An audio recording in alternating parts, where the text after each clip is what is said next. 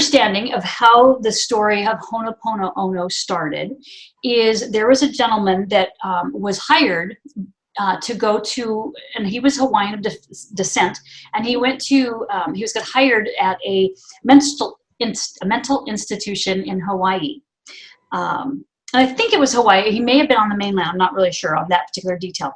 But he decided to, when he went in, he looked at everybody's folders and who were the inmates at his place. And so instead of going and interviewing the people and finding out what their needs are and what they needed to do, he decided to do this particular Hawaiian prayer, which is Ho'oponopono, over each inmate in that hospital.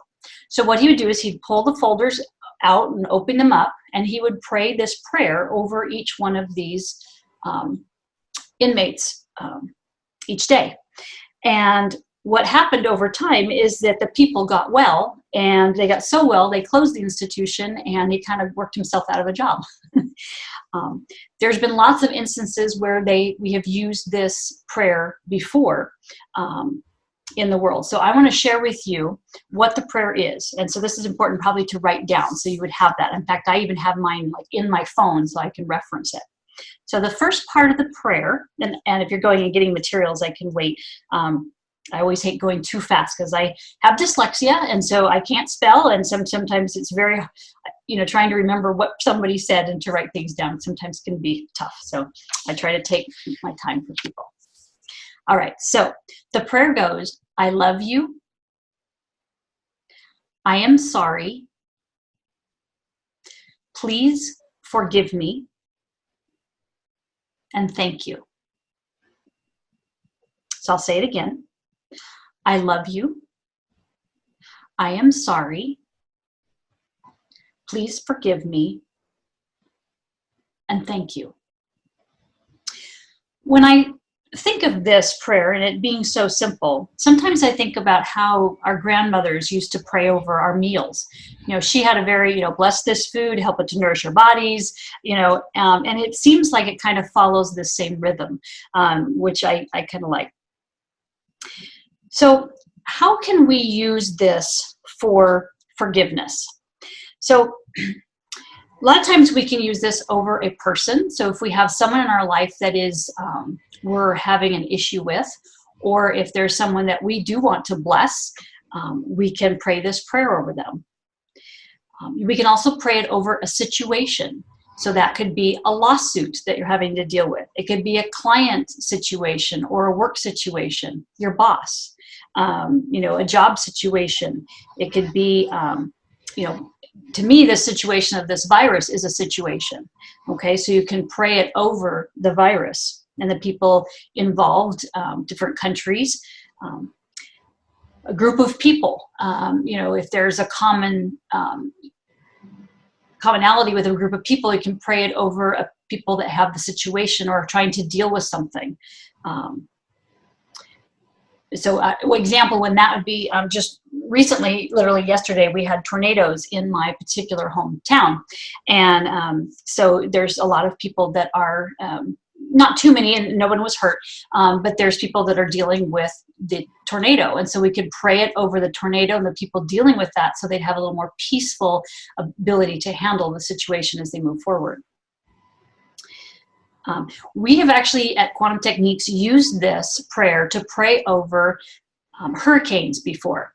And we sometimes think about how the hurricane is turning. And so we pray it over the fact that, or to move it in a certain situation. So instead of going towards a particular mainland, to pray it to move towards someplace else out into the sea or something like that. So we've prayed that over hurricanes.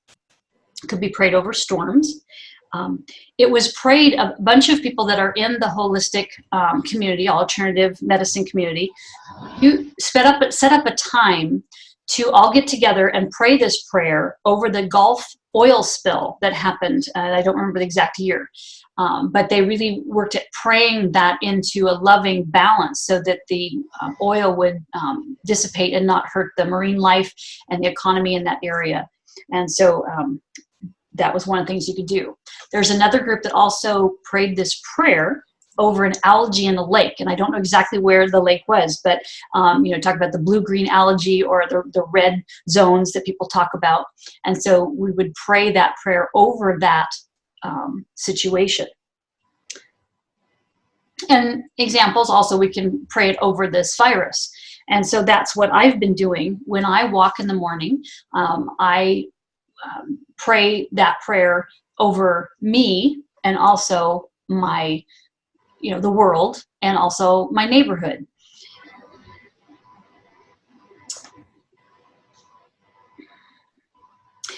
So I was trying to think of what my notes are here. So I think the reason why, so that's how you can kind of use the prayer as forgiveness.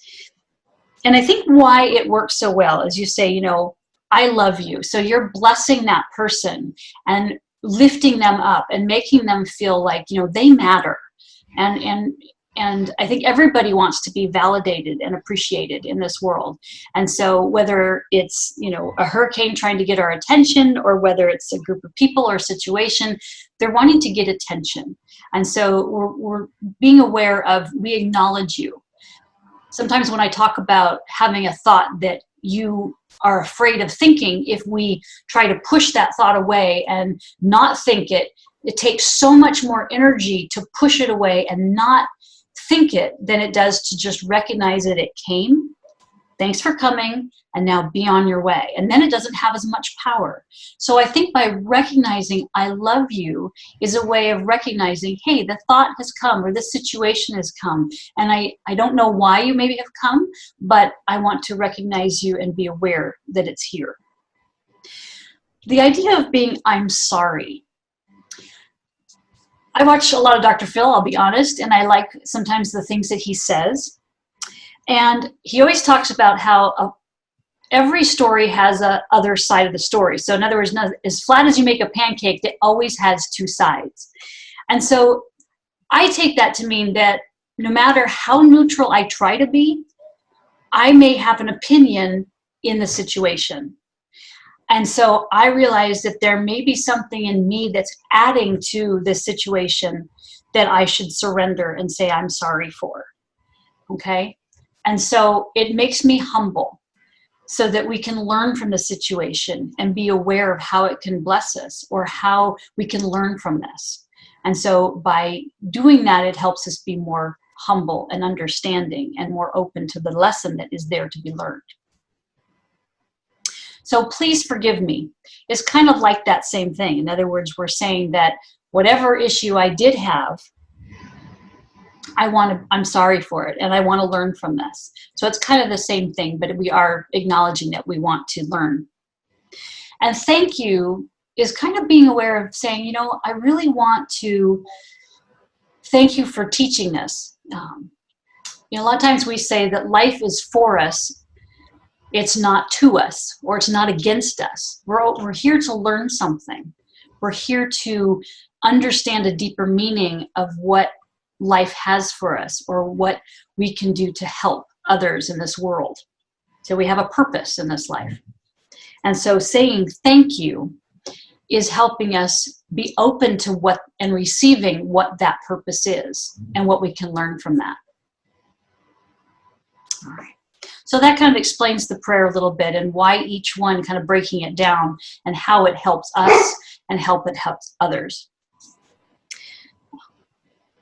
My little dog, or actually not little, my golden retriever on the other side of the door thinks that she wants to be on camera today, but I'm not going to let her in. But if you hear barking, that's what it is.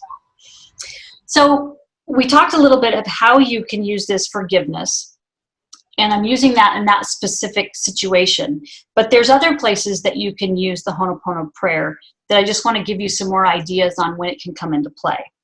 So one is to pray over food. Sometimes we have situations where we have to go to our mother-in-law, or we have to go out to eat for Easter dinner, and there may not be the foods that we can eat because of dietary issues, and so we're kind of stuck. And so I would tend to go to my mother-in-law's, and she would always just serve for breakfast like strawberries, cereal, and milk, and those are things that I usually just don't eat. And so I would just pray over the food, I love you, please, I'm sorry, please forgive me, thank you. And saying, right now, this is the best that I can do, body, and I hope that you will honor that and help me to be as healthy as I can with this. I'm amazed at, we don't want to use that every time, but I'm amazed at how much I didn't have a stomach ache, or it didn't bother me that time. And so that is a way of blessing our food. I know I have a video about how you could use that for Halloween candy, because my son likes to, eat the stuff he probably shouldn't eat during Halloween. And we say, okay, we've got this one day, so we'll let you do that. But we do the Ho'oponopono over it ahead of time. So another way that we use this is for healing emotions. And a situation that happened for me this past Christmas is that my mom has Alzheimer's.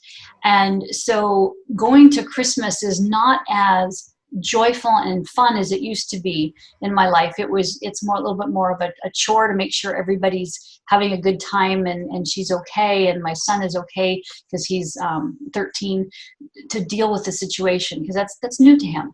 And so I was really working hard at trying to get everything to go smoothly, and I wasn't overly doing it, but I was, it's just enough to kind of raise your shoulders and kind of hunker in and try to do this. I was trying not to be perfect or perfectionist. So I don't remember exactly what it is, but we kind of got through Christmas and probably the next day, and then I got a headache. And I realized that headache was kind of one of those things like, I was taking a deep breath, and I didn't realize kind of how stressed I was to try to push everybody forward to have a good time, because it was the first time that she was away from the home at Christmas time. And so I needed to take a break for myself. And so I said, okay, what can I do to help me shift me into a better place? And obviously I tested to see if there was toxins bothering me or pathogens bothering me, which was what we do at Quantum Techniques. And I really said, this is something I just need to let go. I can really tell it's kind of in a knot.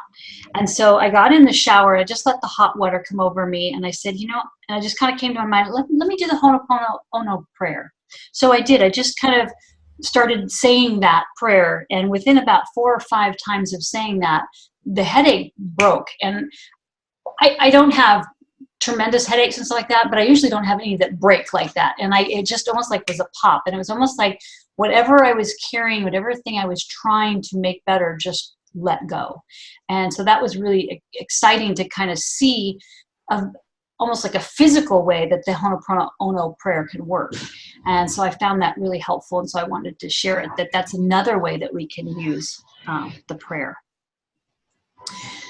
So that's what I wanted to share tonight. And so I didn't know if people have questions, and so I'll kind of look over and see.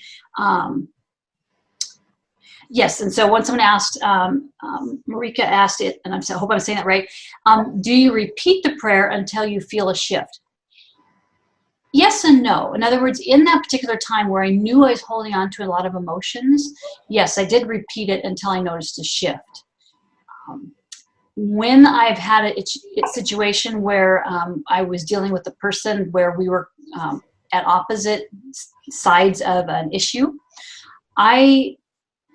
and there was a lot of angst in my heart. In other words, this person shouldn't be behaving this way, and why is this happening, and that kind of thing. I would just make a practice of every day to think about that person and say this prayer for them. And I didn't like this person, and so it was really hard. But I said, I'm going to make a commitment to do this. And so I prayed over this person, and it shifted me to be in a more loving state for them. And I think I also knew that there's this, how can I say it? There's this thing that sometimes humans do where it's called kicking the cat.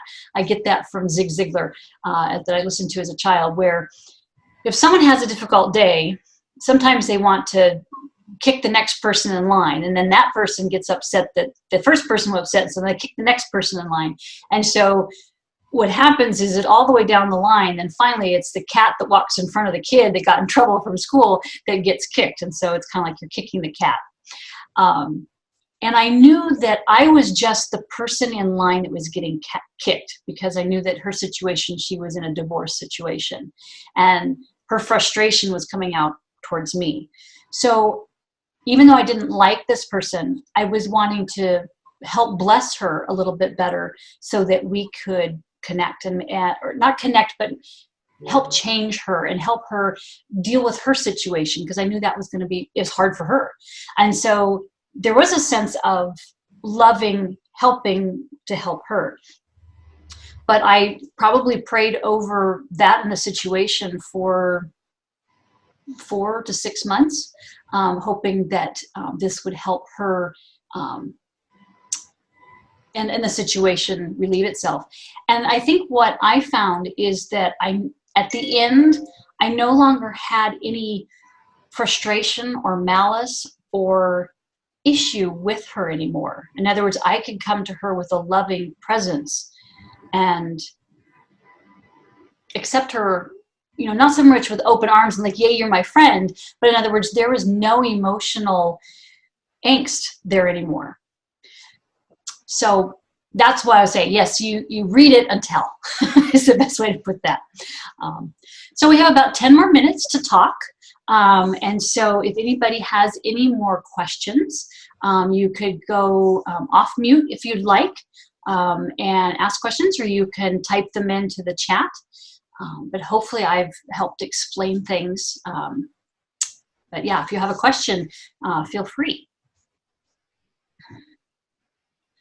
And I was going to look at my schedule for what I have next month, but I do think that next month we're going to talk about testing foods. And so, like I said, if there's a different subject that you're interested in, we could certainly do that instead.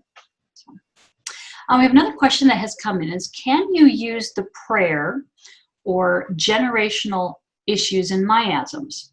Okay, so let me read that one more time silently to myself. Okay, so yes. So if we have a generational issue, like Alzheimer's, that yes, we could pray that over that situation. I love you, please sometimes I say please forgive me, but I love you, I'm sorry, please forgive me, thank you. So yeah, you're using that as a generational issue or a miasm, which is sometimes, if people don't know what miasms are, generational issues can be both physical and non-physical. And so a miasm could be like not saving money. It could be a miasm, could be, an illness like, MS, or doesn't have to be that big either. It could be, I want to say heavy metal toxicity, but that's more of a generational issue that may be passed down. But it could be that a lot of times miasms come from different foods that we eat at a generational. Okay, so I'm thinking another miasm that I've worked with people on is when I had a person I worked with where their grandmother was in a concentration camp, and they were fine with their foods, no problem. And at age 21, they immediately had issues with food. And what had happened is the grandma had been in the concentration camp at age 21. And so it just continued generational wise. So we had to clear that sense of, foods throughout the generations. And I've worked with, like for my family with the whole Alzheimer's issue regarding miasms. So thanks. That was a great question. Thank you. I have used, can you hear me? Yes, I can, Joanne. This is Joanna. Joanna. Yeah, I have been using this for some time, and it's really incredibly powerful. And it's really interesting for me to see how so I might go, I'm sorry, please forgive me, I love you, thank you. For some reason or other, I don't know why the I love you didn't come out first, but I have been repeating it the other way. It's okay. And I don't think it matters which order. So yeah. And if I just keep repeating it and repeating it and repeating it, and all of a sudden an emotion comes in my body. And it is, then tears might come, but it's not like I'm crying. It's just like a release. And it is so amazing how then I can feel different physical issues I'm having lighten up. So it isn't, and that's why I wanted to listen to you today, because it is incredibly powerful. Yeah. And when I find myself, when it is affecting me, that in turn affects other people. Mm-hmm. And so it's just amazing how, like you said, it just,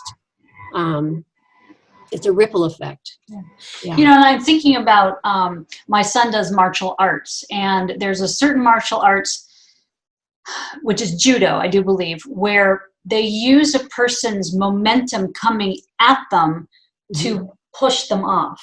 And I almost think that this kind of does the same thing. In other words, their momentum is angry at you, but if you don't push back, but you use it to help them and you out of the situation, then it's helpful for both of you. And I kind of see it like that. If someone needs kind of a visual on that.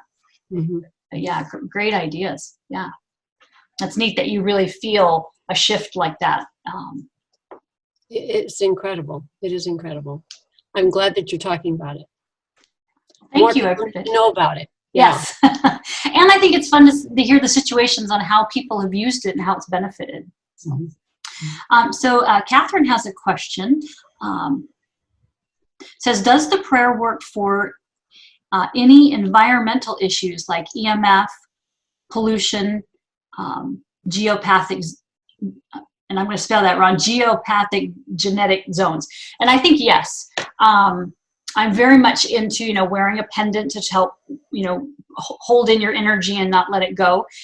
So yes, I do think it would work for that. I hadn't thought about actually using the prayer for EMF issues, but I know that the whole pollution thing with the whole oil spill and the lake have definitely worked. So yeah, it's kind of one of those things I think, try it on anything and to see what happens.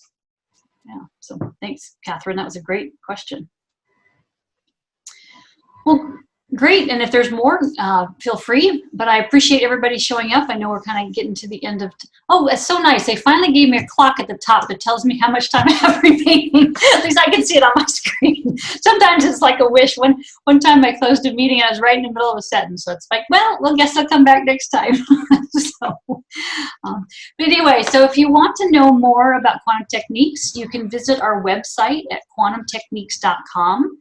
And we do have a special right now that if you are wanting to get tested to see if you have the coronavirus, we're offering 10 minutes free of testing to find out if you do, and also to put you back in a healing state with your immune system so the body can heal itself. And so you just have to go in and sign up for a session request for that. If you want a more in-depth session, and the way Steve explained it on a webinar we just did, I thought was awesome. He said, it's almost like when you go to the store and you take a clothing off the rack and you go, oh, this looks cute, it looks pretty, but doesn't quite just like fit quite right, and so you have to get it tailored. That's the difference between doing generic codes that Quantum Techniques has. And if people don't understand what a generic code is, we have basically a tapping sequence that puts your body back into a healing state. And we have several generic codes that are helpful, like the trauma code. But if you have a specific situation where you want that suit to really fit tailored, that's when you would sign up for a session request. And if you're a new time client, it's $200 to have 30 minutes worth of testing. And we find out kind of like a baseline of what's going on in your body and what you can do about it. And so we work with people all over the world on the phone, helping them determine why you're having a health issue and what you can do about it. And so we use muscle testing to find out what toxins, pathogens may be impacting you, and then also what emotions may be impacting you. If you're angry, you're not going to heal very well. So we want to clear those.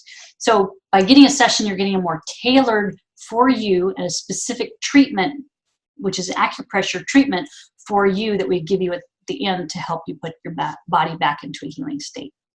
So you can also email me if you have any questions at Jody@quantumtechniques.com.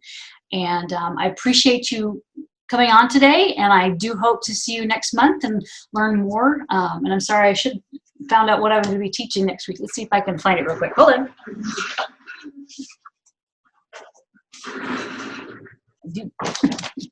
All right. Yeah, so testing foods. And so let me know if there's other subjects, again, that you would like to learn about, and that would be great. So thank you, and blessings from Quantum Techniques, and stay well. I was also going to mention we do have a treatment code for the coronavirus, so that's I can send that to you if you have a question. So that's also, and you can read that for you and for everybody of your loved ones. So thank you, guys. I appreciate you joining tonight. Blessings.